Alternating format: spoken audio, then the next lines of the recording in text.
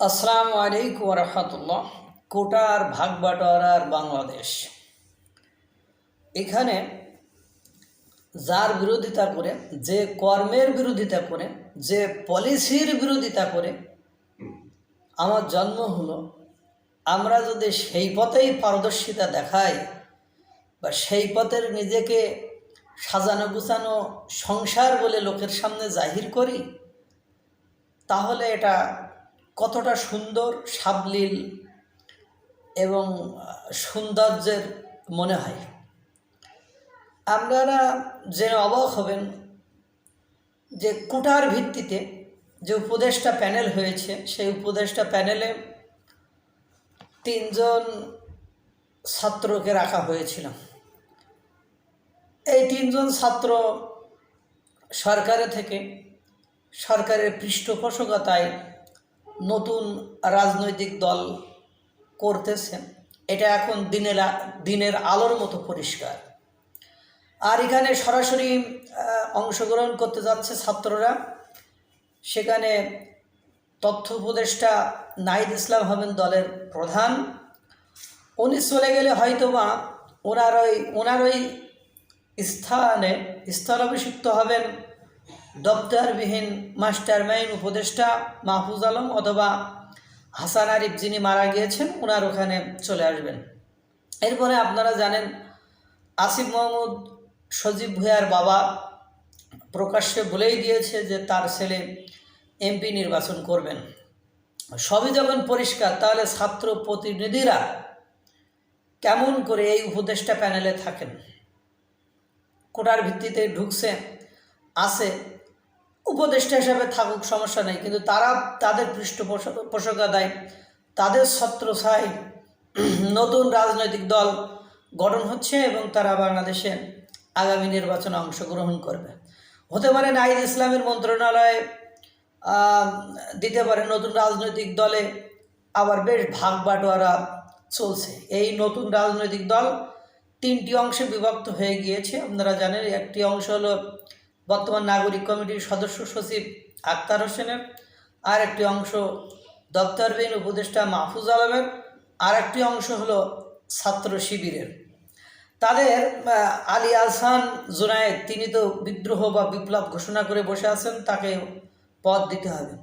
আর ভাগ বাটোয়ারা দিতে নতুন নতুন পদ সৃষ্টি করা হচ্ছে এই নতুন রাজনৈতিক দল। সেখানে সিনিয়র যুগ্ম আহ্বায়ক, সিনিয়র যুগ্ম সচিব, মানে এরকম একাধিক পদবি তৈরি করা হচ্ছে যেন সকলেই নেতৃত্বে থাকে। মানবজমিনে বলা হয়েছে কোটার ভিত্তিতেও অনেকে পদবি দেওয়া হচ্ছে। যেমন নারী কোটায় সামান্তা শারমিন একটা গুরুত্বপূর্ণ পদ পাবেন, হিন্দু কোটায় অনিক রায় একটি পদ পাবেন।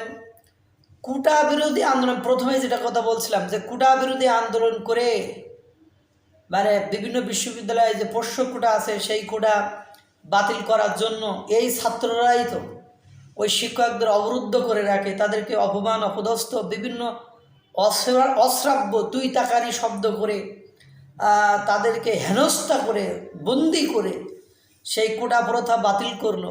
অথচ তাদের যে রাজনৈতিক দল, সেই রাজনৈতিক দলে কোটার ভিত্তিতে সামান্তা শারমিন, কোটার ভিত্তিতে অনিক রায়, এরা পদ পাচ্ছে। কিছু বুঝছেন? বুঝলে ভালো, না বুঝলে আরও ভালো। তাহলে কেন কোটার ভিত্তিতে পদবি পাবে? কোটার ভিত্তিতে ছাত্ররা উপদেষ্টা প্যানেলে, ছাত্ররা কোটার ভিত্তিতে সংস্কার কমিশন, যতগুলো সংস্কার কমিশন আছে আপনারা জানেন, মাঝেতে একটা ছেলে ভাইরাল হলো, উনি আবার সাংবাদিকদেরকে জ্ঞান দিচ্ছিলেন তারা পড়ালেখা করে না, এসব কথা বলারও দুঃসাহস দেখিয়েছিলেন। উনিও তো কোটার ভিত্তিতেই ওখানে গিয়েছেন। অর্থাৎ যে কর্মকাণ্ডের বিরোধিতা করে, যে কর্মকাণ্ডের বাইরে একটা জাতিকে উপস্থাপন করার জন্য নিজেদেরকে বৈষম্য বিরোধী ছাত্র আন্দোলনের নেতা বলে দাবি করা, বৈষম্য বিরোধী ছাত্র বলে দাবি করা, তারা এখন সর্বত্রই কোটার ভিত্তিতে কিন্তু জায়গা করে নিচ্ছে। সেটা দেখছেন বর্তমান যে সরকার আছে সেই সরকারে তারা আছে, তারা যে রাজনৈতিক দল করছে সেখানেও কোটা ব্যবস্থা চালু রেখেছে। যে সংস্কার কমিশন হয়েছে, যে বাংলাদেশের সংস্কার হবে, সেই সংস্কার কমিশনের ভিতরেও কোটা আছে। এবং তারা যে রাজনৈতিক দল করছে সেই রাজনৈতিক দলগুলোতে বিভিন্ন ভাগবাটোয়ারা চলছে, পাশাপাশি অর্থনৈতিক লেনদেন ভাগবাটোয়ারা এগুলো তো আছেই।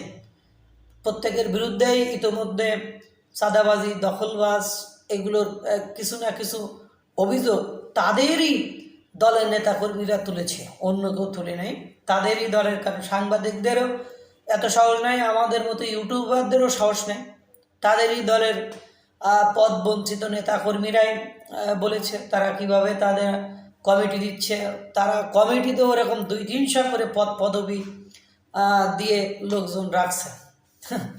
যেভাবে যা জন্ম সেভাবেই তার পতন হয়, এটা মাথায় রাখতে হবে। কোটার বিরোধিতা করে তাদের জন্ম, অথচ তাদের সর্বাঙ্গে কোটা, সর্ব সিস্টেমে কোটা। আল্লাহ তাআলা সকলকে ভালো রাখুক, সুস্থ রাখুক। আসসালামু আলাইকুম ওয়া রাহমাতুল্লাহ।